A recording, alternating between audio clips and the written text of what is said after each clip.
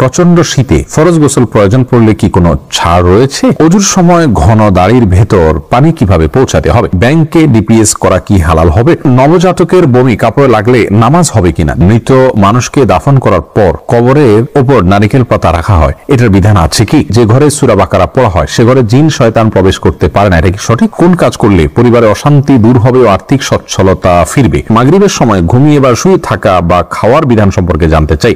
মুরগি একাই জবে করতে পারবে কি না কারো হেল্প ছাড়া? নামাজের নিয়ত কিভাবে করব? শুধুমাত্র স্বামীকে দেখানোর জন্য পুরুষের পোশাক পরা যাবে কি? মৃত ব্যক্তির উদ্দেশ্যে মসজিদে মিষ্টি দিলে কি কোনো সওয়াব হবে? নামাজে তেলাওয়াতে ভুল হলে কি সিজদা দিতে হবে? কোরআন মাজিদ কি শুয়ে শুয়ে পড়া যাবে? খাটের উপর দাঁড়িয়ে নামাজ পড়া যাবে কিনা? আর বিলম্ব না করে চলুন আপনাদের যে প্রশ্নগুলো ইতিমধ্যে আমাদের কাছে চলে এসেছে সেগুলোর উত্তর দিয়ে আমরা শুরু করি। মহিমা মাহি, আপনি জানতে চেয়েছেন নবজাতকের বমি কাপড়ে লাগলে নামাজ হবে কিনা? দেখুন, বমি নাপাক, সেটা নবজাতক হোক অথবা প্রাপ্তবয়স্ক কেউ হোক, সবার বমি নাপাক, যার কারণে এটি লাগলে নাপাক হয়ে যাবে। এমনি নাসিমউদ্দিন, আপনি জানতে চেয়েছেন অজুর সময় ঘন দাড়ির ভেতর পানি কিভাবে পৌঁছাতে হবে? দেখুন, পানি এভাবে কোষ করে ধরে আপনি যেভাবে ভিজিয়ে রাখেন তাহলে সেক্ষেত্রে যত ঘন দাঁড়িয়ে হোক না কেন গোড়ায় চলে যাবে। এরপরে বোন সাদিয়া ইসলাম জানতেছেন, লোকমুখে শুনেছি জীবদ্দশায় 1 কেজি সুরমা লাগালে সে জান্নাতি, এটা কি সঠিক? না বোন, এরকম কোনো কথা নেই যে 1 কেজি পরিমাণ সুরমা লাগালে সে জান্নাতি হবে। তবে হ্যাঁ, মৌলিকভাবে সুরমা লাগানো রাসূল আকরাম সাল্লাল্লাহু আলাইহি ওয়াসাল্লামের সুন্নাহ এবং সে বিষয়ে নবী সাল্লাল্লাহু আলাইহি ওয়াসাল্লামের সুস্পষ্ট নির্দেশনা রয়েছে। আমরা সুরমা লাগাবো আমাদের সাধ্য অনুযায়ী, তবে 1 কেজি পরিমাণ লাগাতে হবে এমন কোনো কথা নেই, এটি মনে করার কথা। সজল শেখ আইডি থেকে আপনি জানতে চাচ্ছেন ব্যাংকে ডিপিএস করা কি হালাল হবে? শুধু ব্যাংকগুলোতে ডিপিএস করা হারাম হবে, যেহেতু সেখানে আপনাকে সুদ দেওয়া হবে, সুদ ভিত্তিক লেনদেনের চুক্তি আপনার সাথে হয়ে যাবে। সেজন্য ইসলামী ব্যাংকগুলো যদি হয় তাহলে সেক্ষেত্রে বেশ কিছুটা ছাড় রয়েছে এবং সেটি কিছুটা কোনো কোনো ক্ষেত্রে এটি সন্দেহের মধ্যে পড়বে, শুবহাতের মধ্যে পড়বে, বাকি মৌলিকভাবে অন্য কোনো উপায় যদি কারো না থাকে এটি নাজায়েজ বা হারাম সরাসরি হবে না, তবে অ্যাভয়েড করতে বলে সেটাও ভালো, যেহেতু সংশয় বা সন্দেহ সেখানেও রয়েছে। মাহফুজ আহমেদ মুন্না জানতে চেয়েছেন মৃত মানুষকে দাফন করার পর কবরের ওপর নারিকেল পাতা রাখা হয়, এটার বিধান আছে কি? না, মৃত ব্যক্তিকে কবরে দাফন করার পর নারিকেল পাতা রাখার কোনো নির্দেশ কোরআন হাদিসে কোথাও দেওয়া হয়নি, বরং রাসূল আকরাম সাল্লাল্লাহু আলাইহি ওয়াসাল্লাম একটা কবরে তিনি ডাল গেড়েছেন এমনটি পাওয়া যায়, সেটি একটা কবরেই গেড়েছেন, এছাড়া অন্য কোনো কবরে বা সচরাচর সব কবরে তিনি ডাল গেড়েছেন এমনটি পাওয়া যায় না, যার কারণে কবরে কোনো কিছু গাড়তে হবে এমন কোনো কথা ইসলামী শরীয়ত অনুযায়ী নির্দেশিত নয়। মুজাহিদুল ইসলাম শওকাত, আপনি জানতে চেয়েছেন যে ঘরে সূরা বাকারা পড়া হয় সে ঘরে জিন শয়তান প্রবেশ করতে পারে না, এটা কি সঠিক? যদি সঠিক হয় তবে সূরা বাকারা কতটুকু পড়তে হবে? ভাই মুজাহিদুল ইসলাম, এটা সঠিক এবং এ সম্পর্কে রাসূল আকরাম সাল্লাল্লাহু আলাইহি ওয়াসাল্লামের স্পষ্ট হাদিস রয়েছে।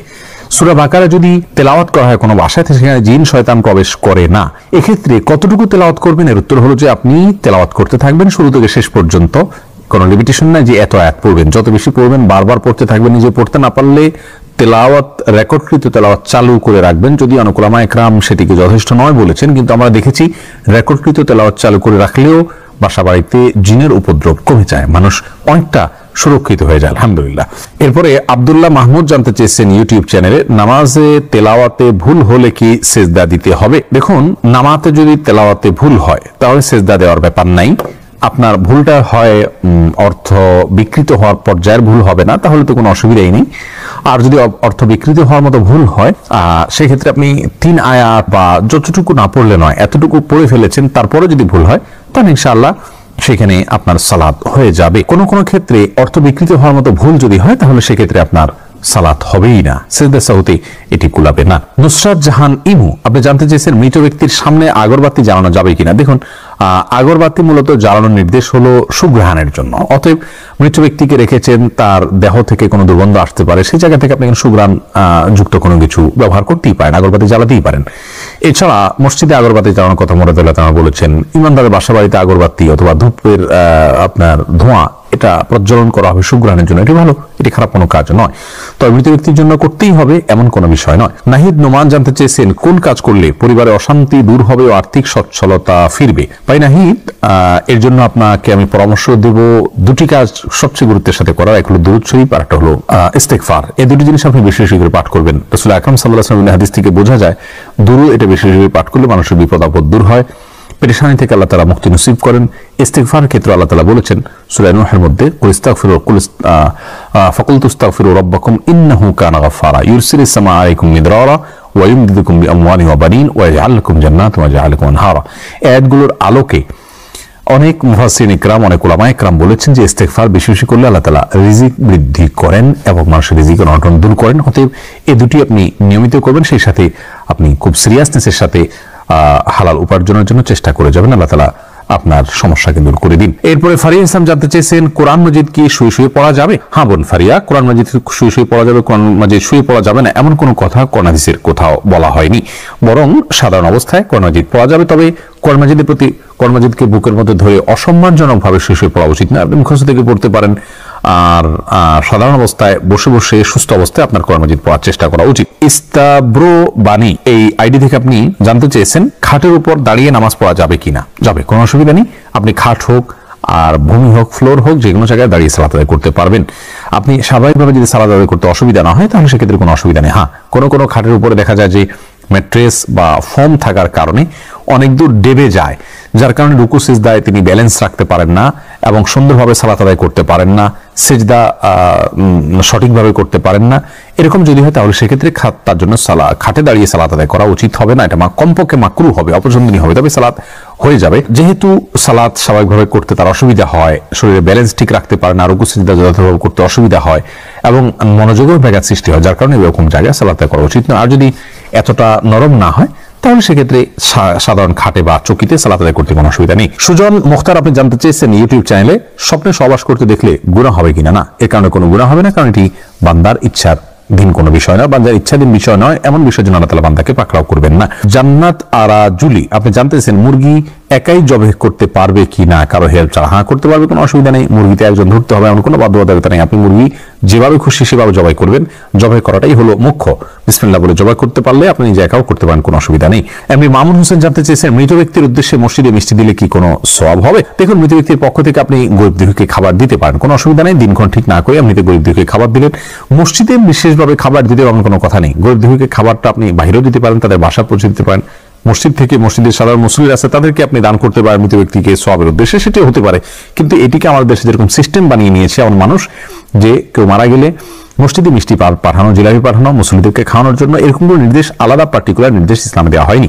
তবে হ্যাঁ, গরিবের পক্ষ, মৃত ব্যক্তির পক্ষ থেকে আমরা সাদাকা করতে পারি, তার অংশ হিসাবে খাদ্যদান হতে পারে। সেটি গরিব অসহায় মানুষকে প্রাধান্য দিয়ে দেওয়া উচিত।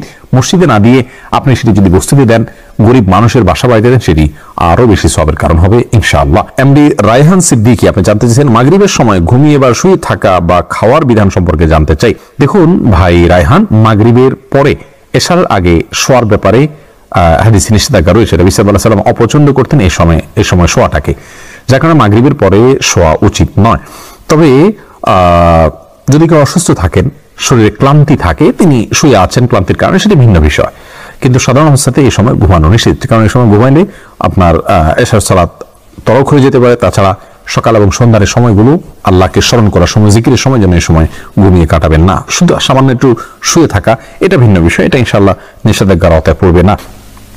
এরপরে জান্নাত আরা জুলি আপনি জানতে চাইছেন মুরগি একাই জবাই করতে পারবে কি না কারো হেল্প ছাড়া। হ্যাঁ, করতে পারবে, কোনো অসুবিধা নেই। মুরগিতে একজন ধরতে হবে এমন কোনো বাধ্যবাধকতা নেই। আপনি মুরগি যেভাবে খুশি সেভাবে জবাই করবেন, জবাই করাটাই হলো মুখ্য।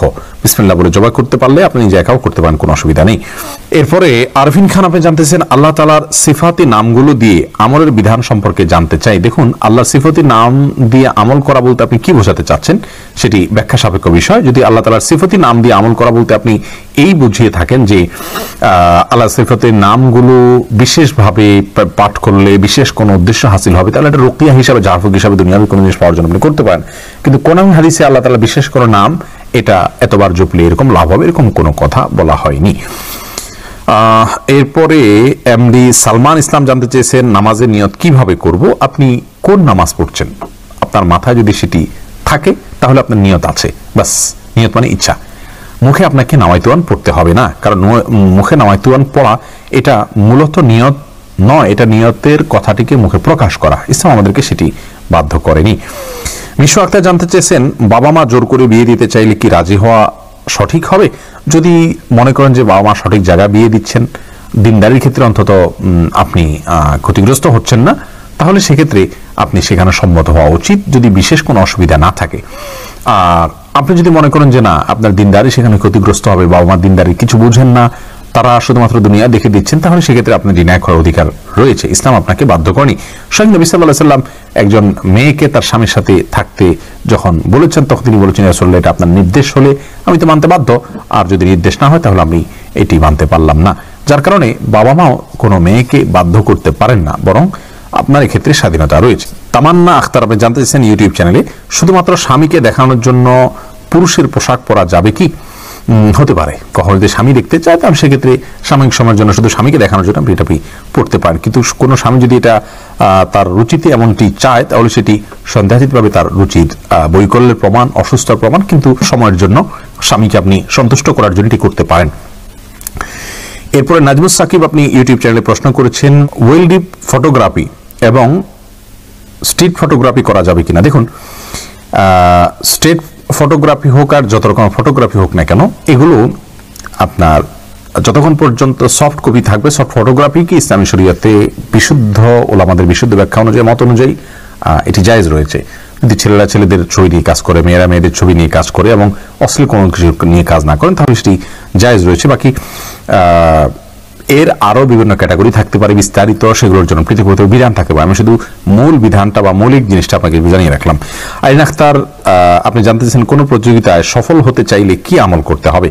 দেখুন, কোন প্রতিযোগিতার সফলতার জন্য বিশেষ কোনো আমল নেই। ও প্রতিযোগিতা সফল হওয়ার জন্য যা যা প্রয়োজন আপনার তা করতে হবে, যা পড়া দরকার তা পড়তে হবে, আপনার স্কিল কে উন্নত করতে প্রয়োজন হলে সেটি করতে হবে। সেই সাথে আল্লাহর কাছে সাধারণ সফলতার জন্য আপনি দোয়া করে যাবেন, সাধারণভাবে আপনি যে কোনো ভাষায় দোয়া করবেন। শাকিলা আখতার শাপলা আপনি জানতে চাইছেন, তাহাজ্জুদের নামাজের জন্য বিতর বাদ রাখলে তারপর পিরিয়ড হলে কি করব। পিরিয়ড হয়ে গেলে পিরিয়ড থেকে যখন সুস্থ হবেন তখন পড়ে দিবেন। এরপরে রোজি আপনি জানতে চাইছেন, রুকু করার সময় কাপড় টাকনোর উপরে উঠে গেলে নামাজ হবে কি। দেখুন, রুকু করার সময় যদি টাকনোর উপরে কাপড় উঠে যায়, তাহলে সেক্ষেত্রে আপনার মেয়ে মানুষ হিসাবে সামান্য এক ঝলকের জন্য উঠলো, 1 সেকেন্ড 2 সেকেন্ডের জন্য উঠলো, তাতে গুনাহ হবে না ইনশাআল্লাহ বিইذনিল্লাহ। মেহেদি রাসেল আপনি জানতেছেন, মুসলিম এবং মুসলমানের মধ্যে পার্থক্য কি। ভাই, মেহেদি রাসেল মুসলিম এটি আরবি শব্দ, আর মুসলমান এটি ফার্সি শব্দ, কোনো পার্থক্য নেই। ফার্সিতে উর্দুতে মুসলমান বলা হয়, আমরা বাংলাতে মুসলমান বলি অনেকে, আর মূলত এর আরবি শব্দটা হলো মুসলিম, যার কারণে অর্থগত কোনো পার্থক্য নেই, দুই ভাষায় ব্যবহার হয়ে থাকে। এরপরে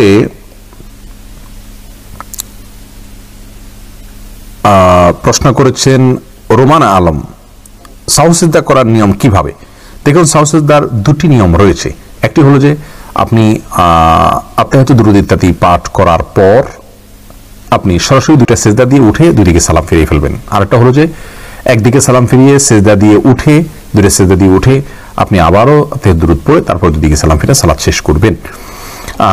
এই দুইটা পদ্ধতির অনেক ওলামায়ে কেরামের মধ্যে দুই ধরনের ভুলে দুই ধরনের পদ্ধতি অ্যাপ্লাই হবে, আর অনেকের মধ্যে সব ধরনের পদ্ধতিতে যে কোনো একটি পদ্ধতি অ্যাপ্লাই হবে। ইনশাআল্লাহ এই বিষয়ে আমরা পৃথক কোনো একটা ভিডিওতে বিস্তারিত আলোকপাত করব, যেহেতু এটি ব্যাখ্যা সাপেক্ষ বিষয়।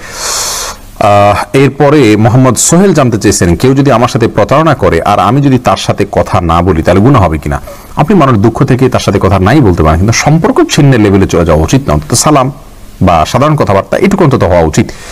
শরীফুদ্দিন সুজন জানতে চেয়েছেন, মেয়েরা পর্দা করে লাইভে কোরআন শিক্ষা অথবা পণ্য বিক্রি করতে পারবে কিনা। পর্দার সাথে মেয়েরা যদি ছেলেদের মধ্যে মার্কেটিং করেন, সেক্ষেত্রে কণ্ঠকে কোনো প্রকার কোমল না করে সম্পূর্ণ পর্দার মধ্যে থেকে তিনি করতে পারবেন। মতিয়ার রহমান আপনি ইউটিউব চ্যানেলে প্রশ্ন করেছেন, বিবাহিত মেয়েদের নাম স্বামীর নামের সাথে যোগ করে রাখা যাবে কিনা। এটি ভুল একটি প্রচলন। যে কোনো মেয়েদের নাম, ছেলেদের নাম যাই হোক, নামের শেষে তার বাবার নাম, তার দাদার নাম, তার বংশের নাম থাকবে। স্বামী তার স্ত্রীর নাম যুক্ত করা বা স্ত্রী তার স্বামীর নামকে নামের শেষে যুক্ত করা এটি সঠিক নয়, কারণ এটি চেঞ্জেবল জিনিস। নাম এটি পরিবর্তনশীল কোনো বিষয় নয়, যার কারণে বাবার নাম শেষে যুক্ত থাকা উচিত, স্বামীর নাম নয়। ফারজানা চৌধুরী আপনি জানতেছেন ইউটিউব চ্যানেলে, আমার নাম ফারজানা ফাহমিন চৌধুরী। আমি যতটুকু জানি আমার নামের থাকা ফাহমিন শব্দটির কোনো অর্থ নেই, তাহলে আমার কি করা উচিত? নামটি পরিবর্তন করা উচিত। করতে হলে আমাকে কি করতে হবে বোন ফারজানা? ফাহমিন এটার অর্থ নেই আপনাকে কে বলেছে। মূলত ফাহমুন শব্দের অর্থ হলো বুঝ বা কনসেপ্ট, আইডিয়া, মানুষের বুঝ, সেটাকে বলা হয় ফাহম। সেটাকে ফাহমিন বলা হতে পারে। তারপরে যায় এটাকে ফার্সিতে আপনার কোনো অর্থে হতে পারে, একেবারে অনর্থক এরকম নয়। আর তাছাড়া এটি এমন কোনো নাম নয় যে নামের অর্থের ভিতরে শিরক বা কুফুর জাতীয় কোনো কিছু আছে, যার কারণে এ নাম পরিবর্তন করার জন্য আপনার বিশেষ কোনো কষ্ট, পরিশ্রম বা কসরত করার প্রয়োজন নেই। এরপরে রাশিদুল ইসলাম শান্ত জানতে চেয়েছেন, প্রচন্ড শীতে ফরজ গোসল প্রয়োজন পড়লে কি কোনো ছাড় রয়েছে? ভাই শান্ত, প্রচন্ড শীতে ফরজ গোসল এর ক্ষেত্রে আপনি ঠান্ডা পানিতে গোসল করা কষ্টকর হলে আপনার জন্য ছাড় রয়েছে। সেই ক্ষেত্রে যদি ঠান্ডা পানি ব্যবহার করলে আপনার অঙ্গহানি হতে পারে, প্রচন্ড রকমের রোগ দেখা দিতে পারে, জীবন নাশের ভয় হয় আপনার, অথচ গরম করার কোনো ওয়ে না থাকে, এরকম যদি হয় তাহলে আপনি তা এমন করতে পারেন। এরকম কোন সিচুয়েশনে যদি পড়েন, এরকম কোনো জায়গায় যদি থাকেন, কিন্তু সচরাচর আমাদের দেশে যে পরিমাণ শীত পড়ে, কিছু যে এলাকাতে পঞ্চগড় ইত্যাদিতে অনেক বেশি শীত পড়ে, সেখানে এরকম কোনো সিচুয়েশন থাকতে পারে। কিন্তু নর্মালি অন্যান্য এলাকাগুলোতে, ঢাকার আশেপাশে বা অন্যান্য জেলাগুলোতে যে পরিমাণ শীত পড়ে, তাতে পানি ব্যবহার করলে অঙ্গহানি হয়ে যাবে বা জীবন হুমকির মধ্যে পড়বে, এরকম পরিস্থিতিতে পড়ার সম্ভাবনা খুবই ক্ষীণ। সেই জায়গা থেকে এটি আমাদের জন্য করা জায়েজ হবে না, অর্থাৎ এমন করে নামাজ আদায় করা জায়েজ হবে না, গোসলই করতে হবে। আর গরম পানির ব্যবস্থা কম বেশ প্রায় বেশিরভাগ জায়গায় আজকাল থাকে, একটু কষ্ট হয়, হয়তো একটু বিব্রতকর পরিস্থিতিতে পড়তে হয়, অন্যরা জেনে যাবে, তাতে কি, আমার তো আল্লাহ তাআলার ফরজ নির্দেশ পালন করতে হবে, যার কারণে এটি আপনার অবহেলা করা যাবে না। ফাতেমা বেগম জানাচ্ছেন, গরুর গোবর কি নাপাক? বোন, গরুর গোবরের পাক নাপাক হওয়া নিয়ে দুটি মত রয়েছে সৌদি আরব স্কলারদের। অনেকে মনে করেন যে সমস্ত পশুর খাদ্য, গোশত খাওয়া হালাল, সেগুলোর পেশাব পায়খানা নাপাক নয়। তবে এর চাইতে অধিক শক্তিশালী হলো এক্ষেত্রে ইমাম আবু হানিফা রাহমাতুল্লাহর মত যে এগুলো নাপাক, অতএব সেই হিসাবে গরুর গোবরকে আমরা নাপাক বলবো। এরপরে মোহাম্মদ শাহিন আলম জানতেছেন, আল্লাহ মাফি আল্লাহ শাফি এটা বলে ওষুধ খাওয়া জায়েজ আছে কিনা? ভাই শাহিন আলম, এই বিষয়ে আমার একটা ভিডিও আছে, ঠিক আল্লাহ শাফি এটুক লিখে বা ওষুধ খাওয়ার দোয়া এরকম লিখে আপনি যদি সার্চ দেন আমাদের এই চ্যানেলে, আমাদের এই পেজে অথবা আমাদের ইউটিউব চ্যানেল সুন্নাহ ফাউন্ডেশনে আপনি সার্চ দিলে পেয়ে যাবেন। বিস্তারিত সেখানে আমরা বলেছি, এটা বলাতে তেমন অসুবিধার কিছু নেই, তো বিসমিল্লাহ বলে পান করলে যথেষ্ট। এরপরে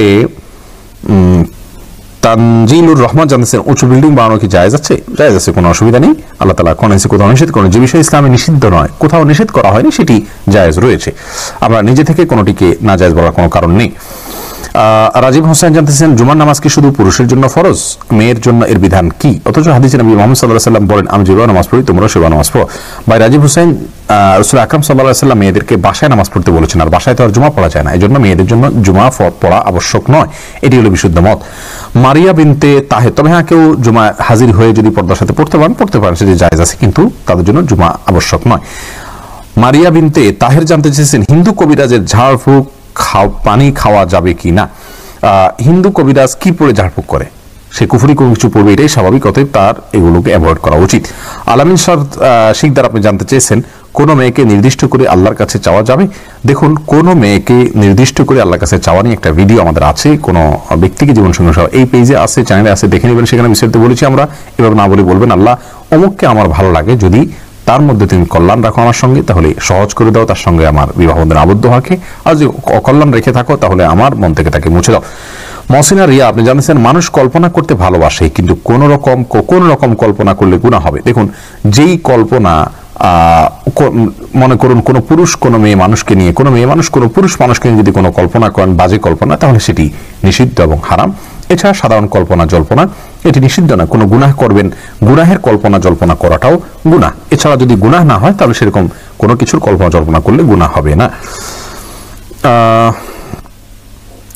এরপরে এমডি জুয়েল রানা জানতে চেয়েছেন, চেহারা তিল আছে, রিমুভ করতে চাই, জায়েজ আছে কিনা? ভাই জুয়েল, চেহারার যে তিল আছে এটা যদি আপনার জন্য বিরক্তির কারণ হয়, অস্বস্তির কারণ হয়, আপনি রিমুভ করতে পারেন, ইনশাআল্লাহ এটি কোনো গুনাহের কারণ হবে না।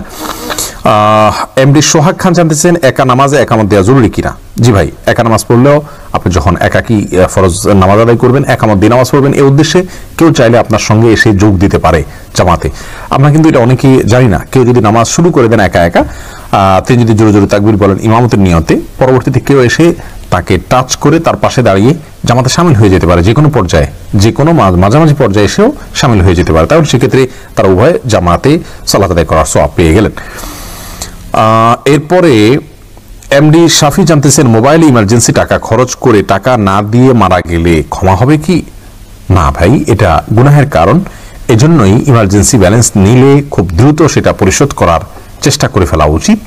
আর সেই সাথে তার আত্মীয় স্বজন যারা আছেন তারা পরবর্তীতে তার দেনা পাওনা পরিশোধের ক্ষেত্রে তাদের খেয়াল করা উচিত। এটা হতেই পারে মানুষের দ্বারা, যদি এরকম হয় তাহলে সেক্ষেত্রে তাদেরকে ওসিয়ত করে যাওয়া উচিত যে আমার দেনা পাওনাগুলো হয়তো তোমরা সাবধান থাকবে, তারা তাদের পক্ষ থেকে আদায় করলে ইনশাআল্লাহ তিনি দায়মুক্ত হয়ে যাবেন। আব্দুল্লাহ মাহমুদ জানতে চাচ্ছেন 20 জন মুসলমান একসাথে থাকলে কি জুমার নামাজ সালাত আদায় করতে পারবে? তারা গহীন পাহাড়ে নিরাপত্তার কাজে নিয়োজিত রয়েছে। গহীন পাহাড়ে যদি নিরাপত্তার কাজে নিয়োজিত থাকেন তাহলে সেখানে তাদের জন্য জুমা ফরজ নয়, বরং সেখানে তারা জোহরের সালাত আদায় করে নিলে ইনশাআল্লাহ বিইذনিল্লাহ তাদের দায় আদায় হয়ে যাবে, তাদেরকে আলাদা জুমার জন্য কষ্ট করতে হবে না।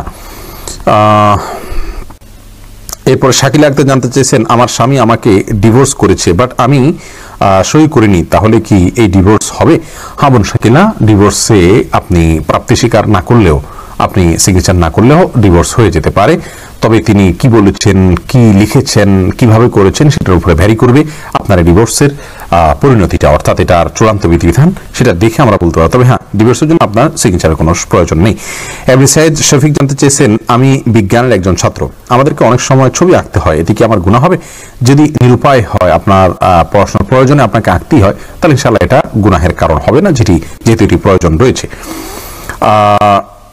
উম্মে হাবিবা জানতেছেন হাত ঢাকা কি ফরজ? পর্দার ক্ষেত্রে হাতের কবজির অংশটুকু ঢাকা, কবজি থেকে অতিরিক্ত অংশটুকু ঢাকা ফরজ নয়, তবে ঢাকাটা হলো তাকওয়ার দাবি, উচিত, উত্তম এবং নিরাপদ হলো এগুলোকে ঢেকে রাখা, যেহেতু আমরা ফিতনার সময় পার করছি এবং মানুষ অন্যরকম বাজে চিন্তা এবং কল্পনা করে থাকে।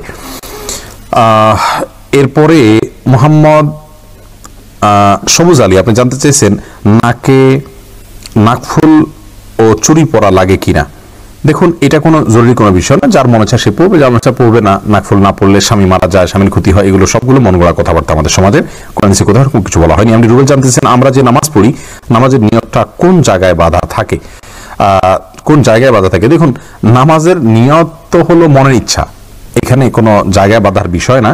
আপনি হাত বাঁধার কথা হয়তো বলতে চেয়েছেন, নিয়ত বাঁধা বলতে আল্লাহ করে হলে আপনি হাত বাঁধবেন, হাত কোথায় বাঁধবেন এটা নিয়ে অনেকগুলো মতামত রয়েছে। তবে কোনোটাই খুব বেশি শক্তিশালী, কোনোটা দলিলের দিক থেকে শক্তিশালী, আপনার সনদের দিক থেকে শক্তিশালী, তবে স্পষ্ট কোনো কিছু বোঝায় না।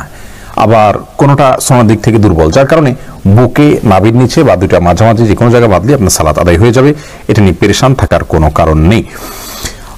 এরপরে শান্ত ফকির আপনি ইউটিউবে প্রশ্ন করেছেন কেউ ওয়াইফাই এর পাসওয়ার্ড টাকার মাধ্যমে নিয়ে গুনার কাজ করলে তাহলে কি আমারও গুনাহ হবে? আপনি যদি জানেন সে আপনার পাসওয়ার্ড নিয়ে সে ওয়াইফাই পাসওয়ার্ড নিয়ে সে গুনাহ করবে, আপনি যদি জানেন তাহলে তাকে এটা দেওয়া জায়েজ নেই, কারণ সেক্ষেত্রে আপনি তাকে অন্য কাজে সহায়তা করলেন, ওনার কাছে সহায়তা করলে সেটাও গুনাহের কাজ। আর যদি আপনি জানেন না সে কি করে না করে, সে নিজে থেকে গুনাহ কাজ করেছে, তাহলে এর জন্য আপনার কোনো দায় থাকবে না ইনশাআল্লাহ বিদিনিল্লাহ। শামীম হোসেন সরকার আপনি ইউটিউবে প্রশ্ন করেছেন পৃথিবীর বাইরে যদি কোনো মুসলমান মহাকাশচারী যায় তাহলে তার নামাজ পড়ার বিধান কি? দেখুন, তিনি যেখানে আছেন যদি সেখানে সূর্য উদয় অস্তয় তিনি না দেখেন, তাহলে অনুমান করে তিনি যত সময়ের ব্যবধান করে ফজর থেকে নিয়ে এশা পর্যন্ত সালাত আদায় করতেন, সেরকম সময়ের ব্যবধানে অনুমান করে তিনি সালাত আদায় করবেন। কিয়ামতের আগে এরকম পরিবেশ তৈরি হবে যে রাত অনেক দীর্ঘ হবে, তখন কিভাবে মানুষ সালাত আদায় করবে? নবী সাল্লাল্লাহু আলাইহি ওয়াসাল্লাম সে সম্পর্কে এই পরামর্শ দিয়েছেন। একই কথা প্রযোজ্য হবে মহাকাশচারী মুসলিমের ক্ষেত্রে। এমনি রমজান হয়েছে, আপনি ইউটিউবে প্রশ্ন করেছেন আমি বিমান বাহিনীতে আছি, আমাদের ইউনিফর্মের প্যান্ট টাকনুর নিচ পর্যন্ত পরা বাধ্যতামূলক, এক্ষেত্রে আমার করণীয় কি? এটি যদি আপনার জন্য বাধ্যতামূলক হয় তাহলে তো এটা আপনার জন্য ছাড় রয়েছে, কিন্তু এ ধরনের চাকুরি করার আগে ভাবা উচিত। আজ ঈমান নিয়ে আল্লাহ তাআলার বিধিবিধান সহ চলা অনেক কঠিন হয়ে গেছে, যে কোনো জায়গায় যাই আমাদের জন্য পৃথিবীটা সংকীর্ণ হয়ে আসছে। আর এটি হলো রাসূল আকরাম সাল্লাল্লাহু আলাইহি ওয়াসাল্লামের ভবিষ্যৎবাণী। তিনি বলেছেন দুনিয়া ইমানদারের জন্য জেলখানার মতো হয়ে যাবে, এখানে মন মতো চলতে পারবেন না, যেদিকে যাবেন বাধা আর বাধা, এগুলোকে উপেক্ষা করে চলতে হবে। যদি আপনার জন্য বিকল্প কোনো পথ খোলা না থাকে, বাধ্য হয়ে আপনাকে এটা করতে হয়, ইনশাআল্লাহ আল্লাহ তাআলার কাছে আপনি পাকড়াও হবেন না এবং এর কারণে আপনার কোনো গুনাহ